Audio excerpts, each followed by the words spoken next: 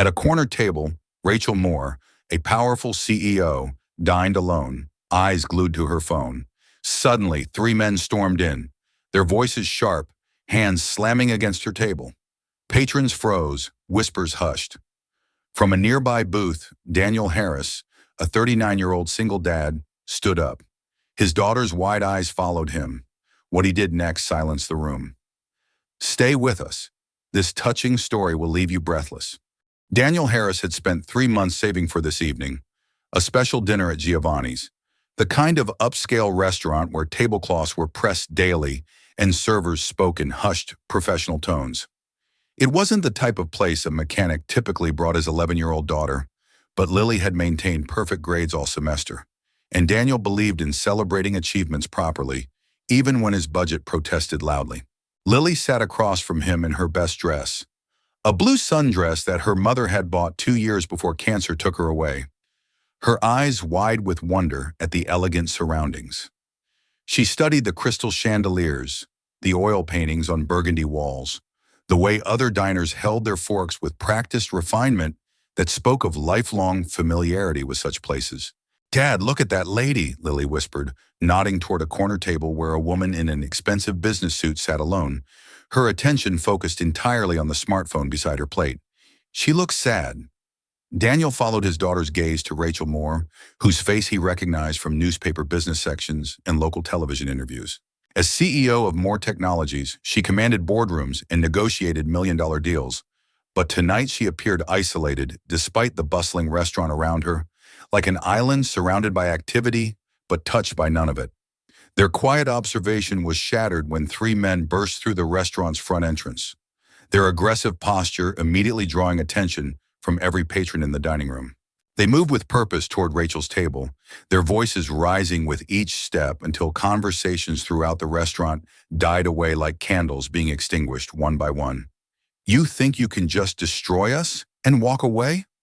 The tallest man slammed his palm against Rachel's table, causing silverware to jump and wind a splash from her glass onto the pristine white tablecloth. "3 years of partnership, and you cut us out like we never existed. Shemi." Rachel's composure cracked as she looked up from her phone, fear replacing the confident expression that usually graced her public appearances. "Please, not here. We can discuss this through our lawyers." "Lawyers?" Another man laughed bitterly, leaning close enough that other diners began shifting uncomfortably in their seats, some signaling for servers who seemed uncertain about intervention protocols. "You destroyed our reputations, stole our clients, and now you hide behind legal documents? We want what you owe us, Rachel. Tonight." The restaurant's atmosphere had transformed from elegant dining to uncomfortable tension as patrons watched the confrontation with the morbid fascination that accompanies public scenes. Servers hovered at the edges of the dining room, uncertain whether to intervene or maintain their professional distance from what appeared to be a private business dispute escalating beyond their training manual scenarios. Daniel felt Lily's small hand grip his arm as she whispered, with the kind of fear that children feel when adult worlds collide violently. "Dad, they're scaring her." Fuchida, every instinct told Daniel to remain seated, to protect his daughter from involvement in someone else's conflict, to remember that people like Rachel Moore lived in a different world with different rules and consequences that a mechanic couldn't understand or navigate safely. He was just a man who repaired cars and struggled to pay rent on time. She was a corporate executive whose annual income exceeded his lifetime earnings. But watching Rachel's terrified expression, seeing the way other diners averted their eyes rather than help, Daniel found himself standing before he had consciously decided to move. Daniel approached the tense scene with deliberate calm, his work boots silent against the restaurant's thick carpet. He didn't rush or make aggressive gestures that might escalate the situation. Instead, he simply positioned himself between Rachel and the three angry men, his presence creating a physical barrier that changed the entire dynamic of the confrontation in ways that surprised everyone present. "Gentlemen," he said, his voice carrying the steady authority of someone accustomed to diffusing heated situations in auto shop environments where tempers flared over repair costs and delayed schedules. "I think the lady would appreciate some space to finish her dinner." The tallest man turned toward Daniel with incredulous anger, his face flushed with the kind of rage that comes from having carefully planned intimidation interrupted by unexpected interference. This doesn't concern you, buddy. Walk away before you get hurt. Actually, it does concern me, Daniel replied evenly, not backing down despite the obvious size advantage his opponents possessed and the wealth disparity that made his intervention seem presumptuous. When someone's being intimidated in a public place, it becomes everyone's business. Why don't we step outside if you need to have this conversation? His firm, unshakable tone seemed to drain some of the aggression from the situation, creating space for rational thought to return to a confrontation that had been escalating toward violence. The men hesitated, confused by encountering someone willing to intervene without apparent personal stake in the outcome. Someone whose calm confidence suggested experience with conflict resolution rather than naive heroics. Restaurant security, finally responding to the disturbance with the kind of efficiency that expensive establishments maintain to protect their reputation, arrived just as the confrontation reached its peak tension. The men were escorted away with muttered threats and promises of future consequences, but their immediate power over Rachel's evening had been broken by Daniel's willingness to step forward when others chose to look away. After the restaurant's normal atmosphere gradually returned and the other diners resumed their interrupted conversations, Rachel remained shaken, her hands trembling as she tried to process what had just occurred. She looked up at Daniel with genuine bewilderment that went beyond simple gratitude.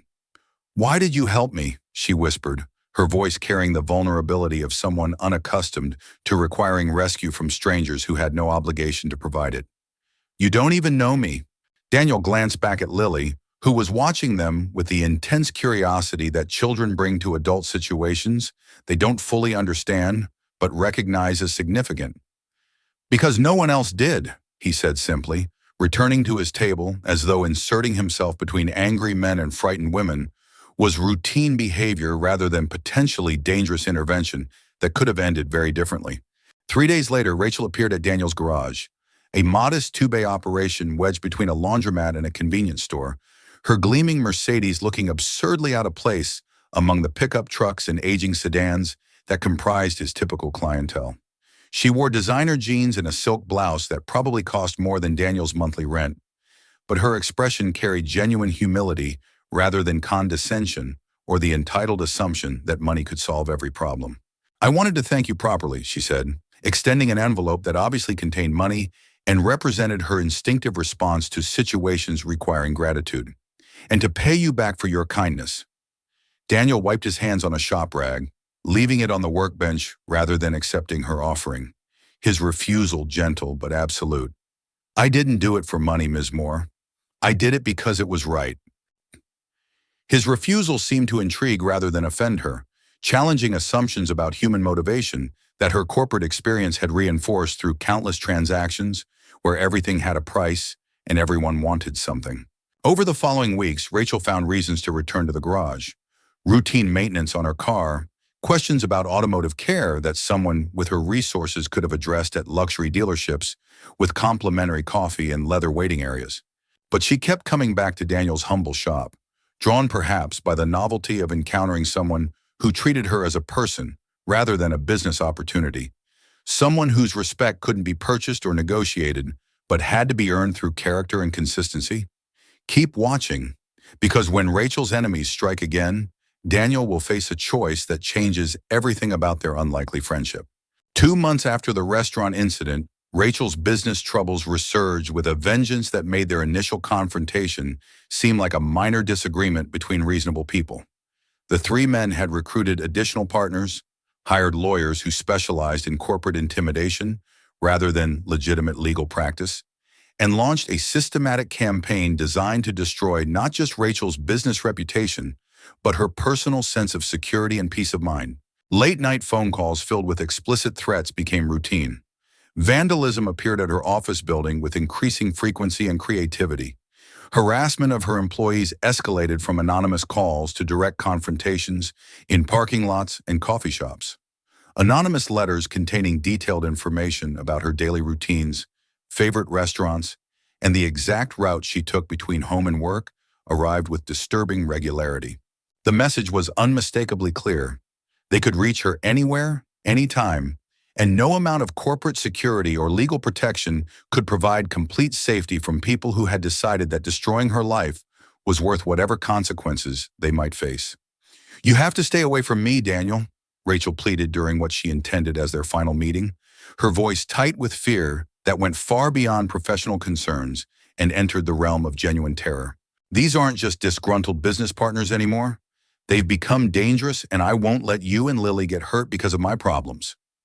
Daniel wanted to argue, to insist that abandoning friends during their darkest moments violated every principle his father had taught him about loyalty and character, about standing by people who mattered regardless of personal cost or social pressure. But looking at Lily, who was innocently coloring at the kitchen table, while adults discussed threats she couldn't fully comprehend, his protective instincts warred violently with his moral convictions about doing what was right. That evening, as he tucked Lily into bed with the same gentle routine they had maintained since her mother's death, she surprised him with a question that cut straight to the heart of his internal conflict. "Dad, you always told me that family means showing up when people need help, right? Even when it's scary or hard?"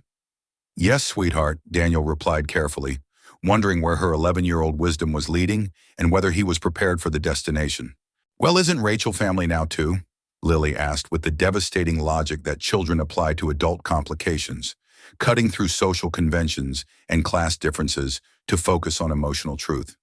"She comes to dinner, she helps me with math homework, she laughs at your dumb jokes. If she's family, don't we have to show up when she needs help?" Daniel sat silently beside his daughter's bed, processing the truth contained in her innocent observation. Rachel had indeed become part of their small family unit, not through blood or legal documentation, but through the countless small moments that create emotional bonds stronger than formal relationships.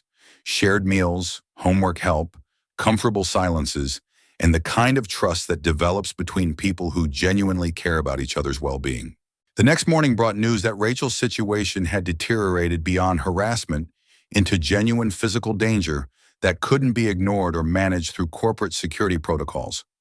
Her attorney called Daniel directly, explaining that security cameras had captured footage of the men surveilling Rachel's office building, tracking her movements with professional thoroughness, gathering intelligence that suggested something more serious than financial intimidation was being planned. When Daniel arrived at Rachel's office building, following instincts that overrode his rational concerns about personal safety, he found her in the parking garage, cornered once again by the same men who had confronted her at the restaurant. But this time, their aggression had escalated beyond verbal threats into physical intimidation that made their earlier behavior seem restrained and civilized by comparison. "Last chance, Rachel," the leader was saying as Daniel approached carefully from behind a concrete pillar, his voice carrying the finality of someone who had moved beyond negotiation into ultimatum territory. "Transfer the money, sign over the client contracts, and maybe we let you walk away from this with your reputation intact." Daniel realized that direct confrontation would be futile. Three men prepared for violence against one mechanic who had never thrown a punch in anger, and whose fighting experience was limited to breaking up occasional disputes between drunk customers. Instead, he pulled out his phone and began recording video while simultaneously dialing 911, documenting evidence that Rachel had been too frightened to gather on her own. "I'm not fighting you," Daniel announced, stepping into view with his phone clearly visible and recording light blinking. "But I am recording everything you just said, and the police are already on their way. You gentlemen have about 3 minutes to decide whether you want to leave voluntarily or explain to detectives why you're threatening a businesswoman in a parking garage." The men hesitated, confused by encountering someone who chose documentation over confrontation, legal consequences over physical retaliation, evidence gathering over the traditional masculine response to threats and intimidation. Daniel's calm courage, the willingness to insert himself into danger, not through aggression, but through moral certainty and strategic thinking, proved more effective than violence could have been in neutralizing their advantage. When police sirens became audible echoing through the concrete parking structure, Rachel's tormentors realized their window for intimidation had closed permanently. They retreated with muttered threats and promises of future consequences, but their psychological power over Rachel's life had been fundamentally broken by Daniel's refusal to let fear determine his actions or limit his loyalty to someone who had become important to his family. In the weeks following the parking garage incident, Rachel's life underwent changes that went far deeper than simply resolving her business conflicts through legal channels. The case against her former partners proceeded smoothly with the evidence Daniel had helped gather, but more importantly, she found herself drawn away from the sterile environment of corporate boardrooms toward the warmth and authenticity of Daniel's modest garage. She began spending afternoons at his shop, not as a wealthy executive seeking automotive services, but as someone learning to appreciate the satisfaction that comes from honest work performed with skilled hands and genuine craftsmanship. Daniel taught her basic car maintenance, how to check oil levels, identify worn brake pads, understand the difference between necessary repairs and dealer upselling designed to maximize profit rather than vehicle performance. Rachel discovered genuine pleasure in acquiring practical knowledge that had nothing to do with profit margins, market dominance, or the corporate power games that had consumed her professional life for decades. Her designer clothes accumulated oil stains that she wore like badges of honor, rather than embarrassing accidents, proof of her growing comfort with authentic experience over manufactured image. Lily delighted in Rachel's transformation from intimidating business figure to someone who didn't mind getting dirty while learning skills that most wealthy people paid others to handle. "You're getting better at this," Lily would tease when Rachel managed to complete simple tasks without requiring rescue from mechanical disasters. "Pretty soon, Dad won't have to fix everything you touch." Rachel's laughter in response to such comments was genuine and unguarded, the sound of someone who had rediscovered the joy that comes from being accepted for who she was, rather than what she could provide. Someone who had forgotten that friendship could exist without transactional elements or hidden agendas. The approaching date of Lily's 12th birthday created an opportunity for Rachel to demonstrate how profoundly her priorities had shifted during their months of friendship. Instead of purchasing an expensive gift that would impress through its cost, she spent weeks secretly working with Daniel to create something that would matter to an 11-year-old girl who had already experienced too much loss in her young life. The handmade jewelry box, crafted from wood scraps in Daniel's garage, painted with careful attention to Lily's favorite colors, lined with fabric that Rachel had sewn herself despite having no previous experience with needlework, represented hours of effort rather than moments of financial transaction. It was imperfect in the way that handmade objects always are, but perfect in the way that gifts created with love always become treasured possessions. When Lily opened the present at her birthday party, her face lit up with the kind of joy that money can't purchase. The authentic delight of a child who recognizes when someone has invested time and effort specifically for her happiness. "You made this yourself?" she asked Rachel, running her fingers over the slightly uneven paint and clearly visible woodworking joints that marked it as amateur craftsmanship rather than professional manufacture. "I had a lot of help from your dad," Rachel admitted, glancing toward Daniel with the shared understanding that passes between people who have worked together toward common goals. "But yes, every piece was made just for you." As they gathered around the kitchen table to cut Lily's birthday cake, a simple chocolate creation from a box mix rather than an elaborate custom confection, the three of them formed a picture that would have been impossible to imagine just months earlier. The wealthy CEO, the struggling mechanic, and his daughter sharing a moment of pure happiness in a modest house where love mattered more than luxury. Lily, with the wisdom that children sometimes possess about adult emotions that confuse and complicate grown-up relationships, leaned close to Rachel and whispered loud enough for Daniel to hear, "We're not alone anymore, Dad. None of us are." Daniel looked across the table at Rachel, seeing not the powerful executive who commanded corporate boardrooms, but the woman who had learned to find joy in oil-stained clothes and imperfect handmade gifts. "No, sweetheart," he replied while maintaining eye contact with Rachel. "We're definitely not alone anymore. If this touching story inspired you, subscribe to our Heart Stories for more emotional tales of courage, family, and the second chances that change everything. Fkatisuri, Suri.